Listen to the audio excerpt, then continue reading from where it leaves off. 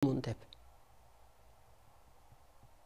Менин жаным нурдан жаралыптыр. Жаным танды жаратыптыр энемдин курсагында жүргөндө деп.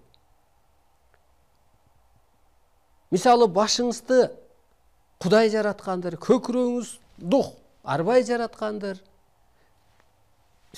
Мээримиңизди периште жараткандыр.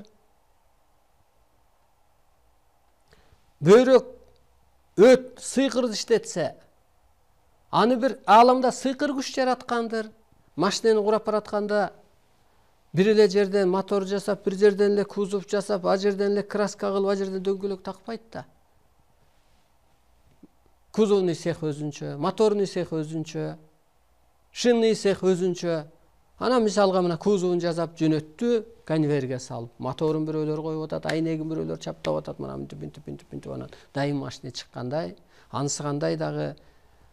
Ушу башыбызды Кудай жаратканына ишенем, себеби баш ушу жаратуучулуктун, Кудайдын ордун аткарыш керек болуп атат. Күн баш болуш керек болуп атат, мына караңыз.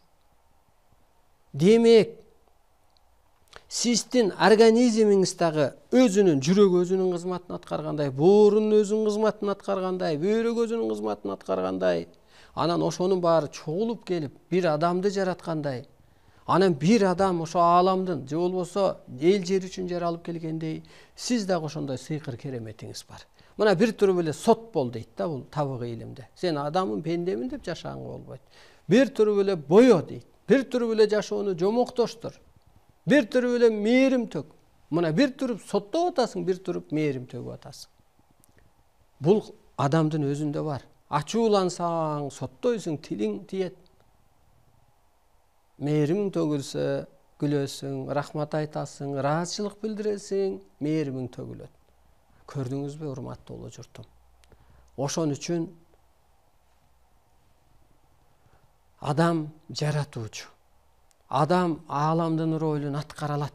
Анан кыргыз аткарат болуп атат. Себеби кыргыздын 73%, 76% каны нурдан бүткөн болуп атат. Таны нурдан бүткөн болуп атат. Кыргыз ааламдан келген өкүл болуп атат. Ошон үчүн кыргыздын ордун Кытай аткара албайт, жаратуучу.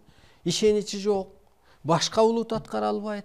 Же жанагындай тарамыш болуп кыргыз барып кара түйшүк Кытайдай кыла албайт. Асфальт чаптап же жол салып же бир күнүмдүк жашоо үчүн. Ошондуктан ар адам жана ар бир организмде өз ордун аткарыш керек. Мына ошон үчүн кыргыз батасы менен жаратканы, назары менен жаратканы, мантра, сыйкыр сөз, ак термеси менен жаратканы. Булактан таза не бар негизи? Булактан суу пайда болуп атпайбы? Суунун башына булакка булут келип, суу ичип кетип атпайбы? Анысы кандай деле адамдын жанынан ак не бар? Ал ак. Ал актан курулуп атпайбы? Же көктөн буйрулуп келип атат. Мына ошондой керемети бар. Эмне кылышыбыз керек бүгүнкү күндө? Жан